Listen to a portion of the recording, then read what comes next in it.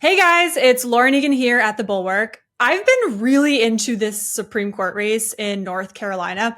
A quick refresh if you haven't seen our other videos about it. Basically, the Republican candidate there has refused to concede to the Democratic incumbent, even though there's been two recounts there, confirming both those recounts that he lost and she won. The margin there is super tight. It's about 700 votes.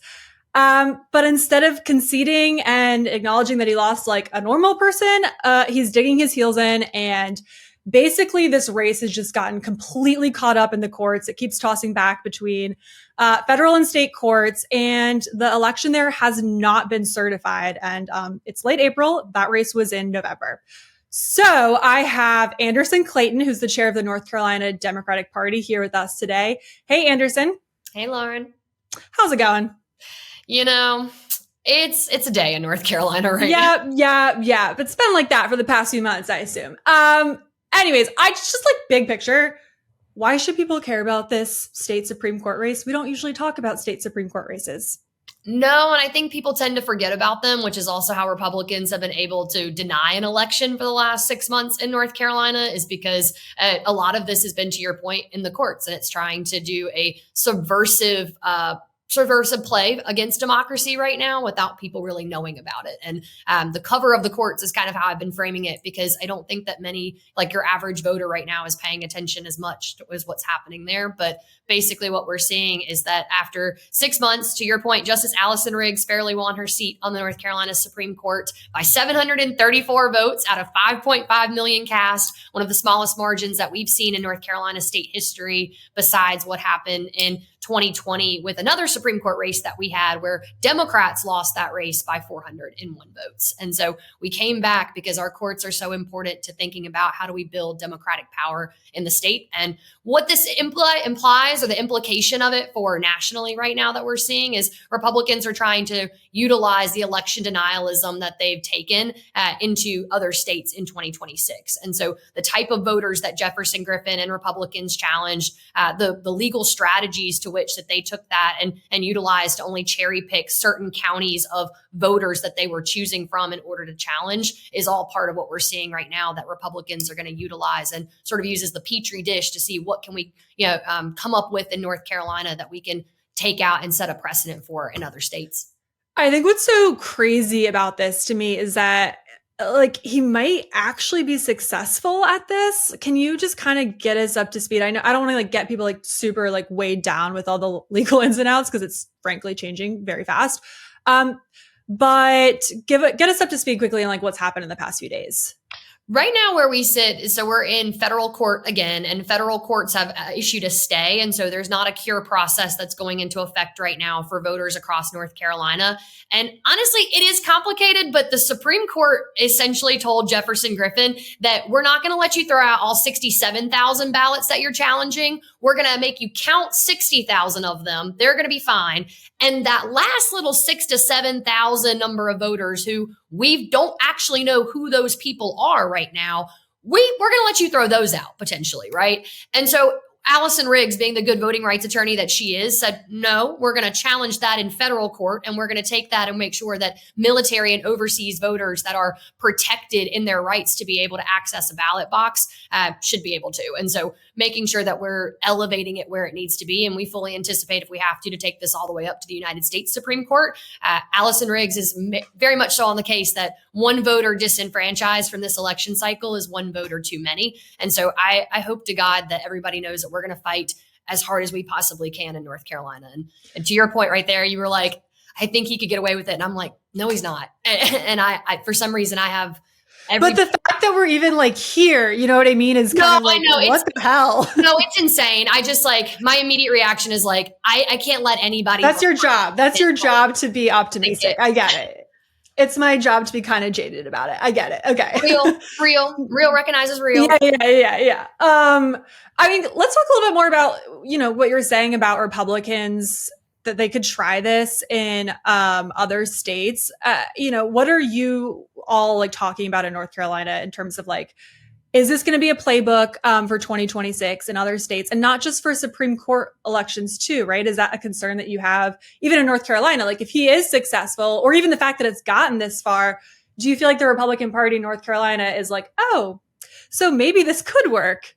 Yeah, I mean, I think the Republican Party nationally is saying it could work. The fact that the courts have allowed this to go on, to your point, for as long as they have is telling people, no, you can hold off and you can deny an election for an extended period of time after it's over with. And, people are looking at it right now and they're like, it's a Supreme Court seat. Why should I care? And I'm like, it's a Supreme Court seat in North Carolina.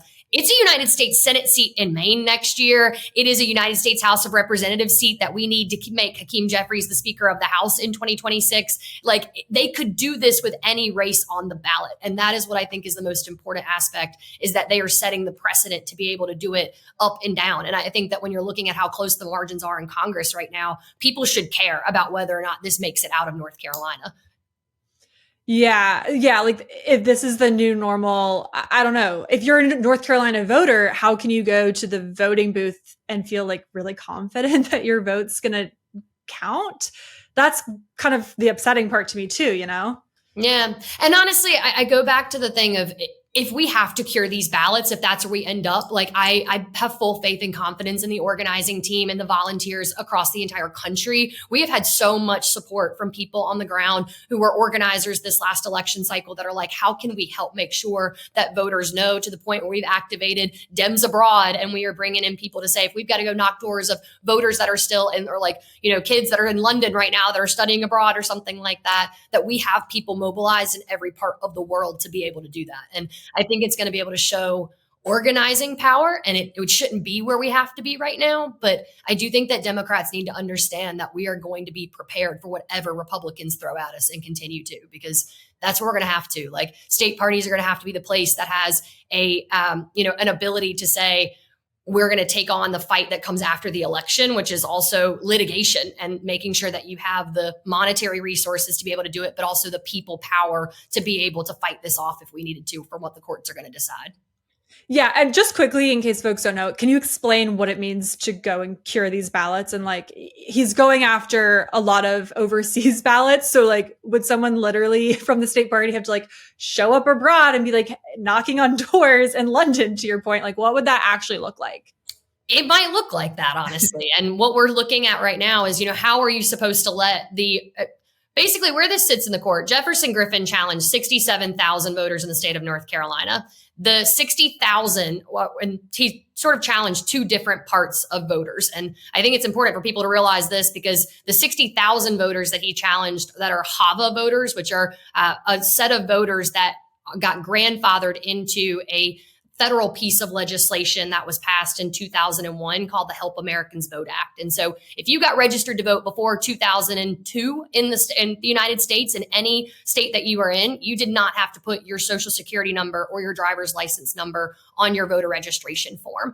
And these voters exist in every state across the country. And that's why it was such a huge thing when our Supreme Court said, no, these voters have to be counted, because setting that precedent alone right there means that Republicans are not going to be able to continue to do that in the future in other states.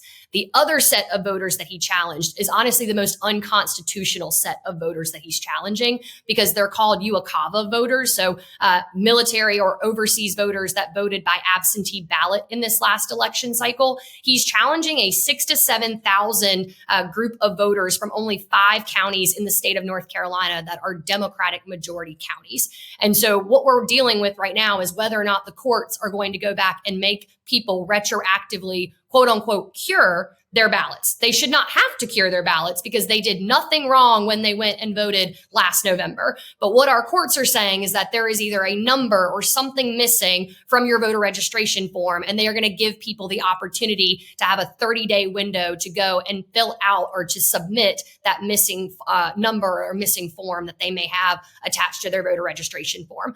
Mind you all, this is in a state where the Republicans also instituted voter ID last election cycle. So everyone that went to the ballot box also had to show a proof of ID when they went to vote.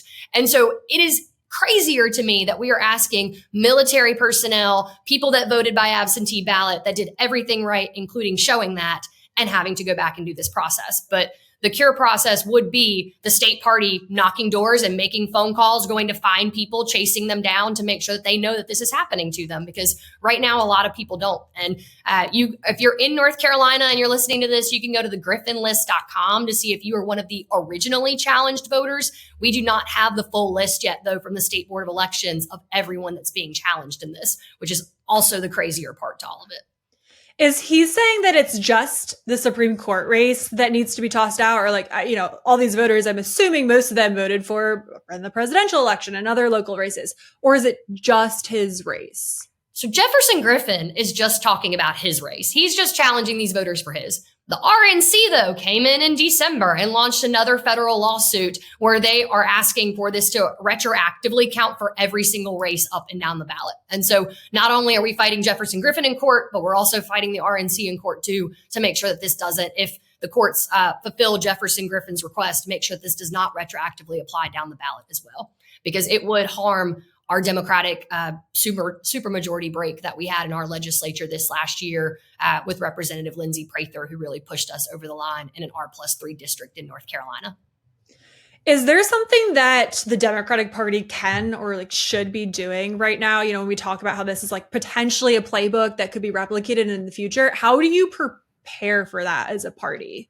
You hire lawyers in advance, which is what Justice Riggs did. To be honest with you, one of the best things that North Carolina had in this election cycle was someone that has seen what Republicans are willing to do with the corruption in our courts right now, because Justice Riggs went ahead and hired legal protection and looked at the fact of how do we fight election denialism after the fact, because we've also seen it from 2016 and 2020. Cleta Mitchell, who started the Election Integrity Network, lives in Moore County in North Carolina right now. She is talking and doing this in her own backyard because she does want to be able to take this nationally. And what happened with the Election Integrity Network is that they actually filed these lawsuits before the election happened to not retroactively, but to throw out HAVA voters in the state of North Carolina. That was denied in the courts before the election because our court said it is too close to the election to say that any voter right now shouldn't be on the rolls. And so there's procedures and timeframes to that Republicans just are ignoring and not following. But this is a playbook that they have been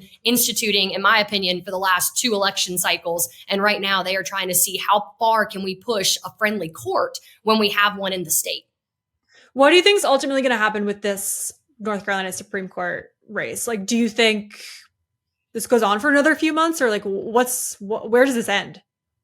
I'll be honest with you. I think we will see a decision come out here shortly. I think that May is probably what we're looking at for an end in this, but I don't know. I do anticipate that it could take longer. I would have told you last November that around the April timeframe is when this would have ended, but I'll be honest.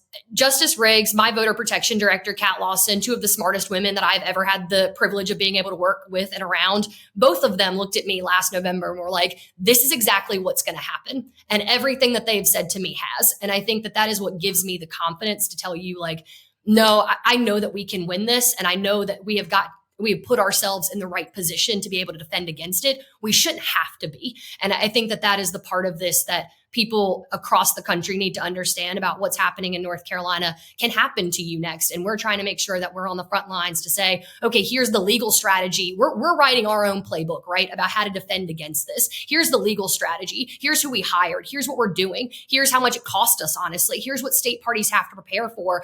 I'm not kidding with you. Like, I'm a young state party chair, and I think that the insane thing is the amount of money that that's in election cycles right now. If you looked at me and you said, what's the number one thing that you think needs to go? I'd be like, campaign finance reform. Like, we need it in every way, shape, and form. Big money in politics has got to get out of it. But this lawsuit's going to end up costing Justice Riggs and the North Carolina Democratic Party almost $3 million.